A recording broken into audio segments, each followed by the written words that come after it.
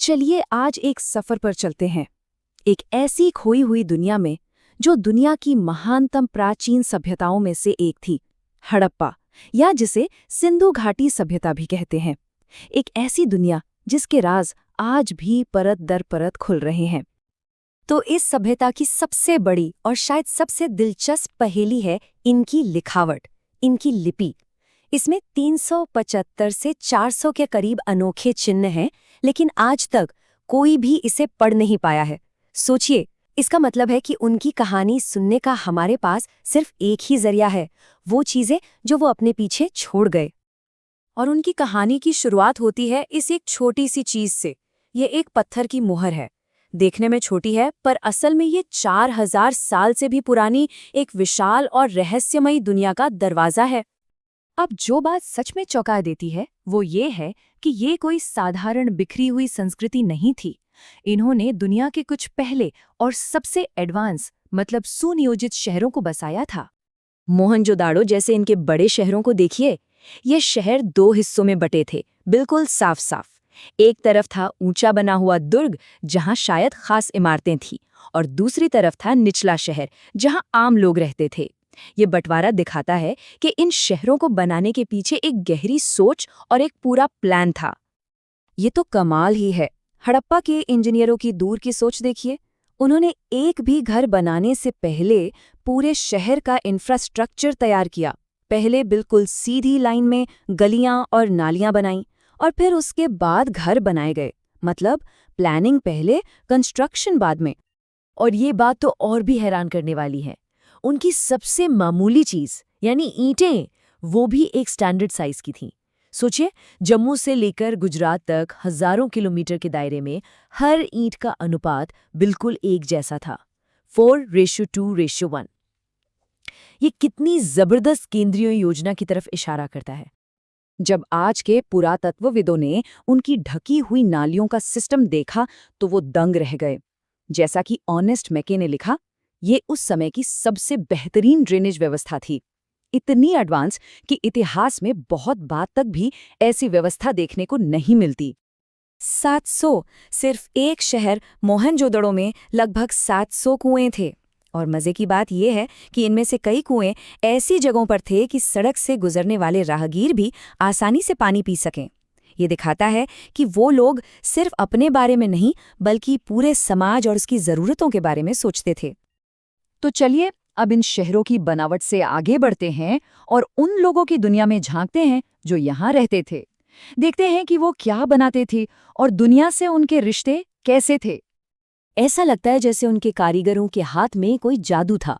वो कार्नीलियन जैसे खूबसूरत लाल पत्थर से लेकर दूर अफगानिस्तान से आने वाली लाजवर्द मणि तक, सोना, तांबा और समंदर से मिलने वाले शंख, हर चीज का इस्तेमाल करते थे।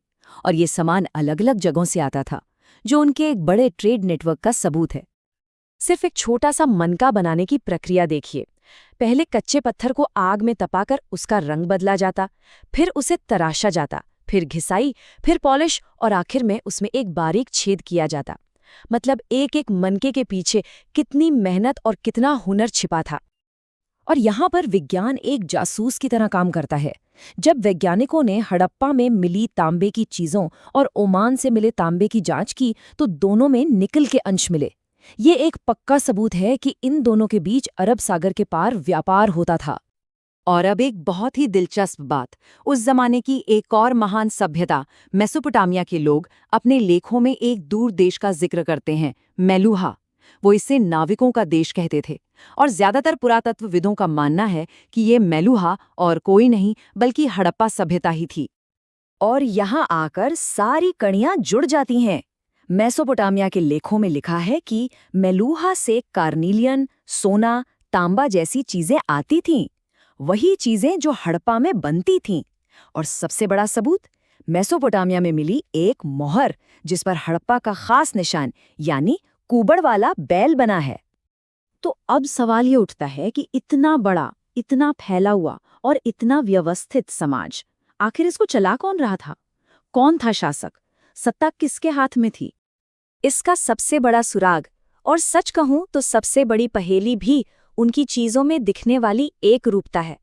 हर जगह एक ही साइज की ईंटें, एक ही तरह के वजन के बाट।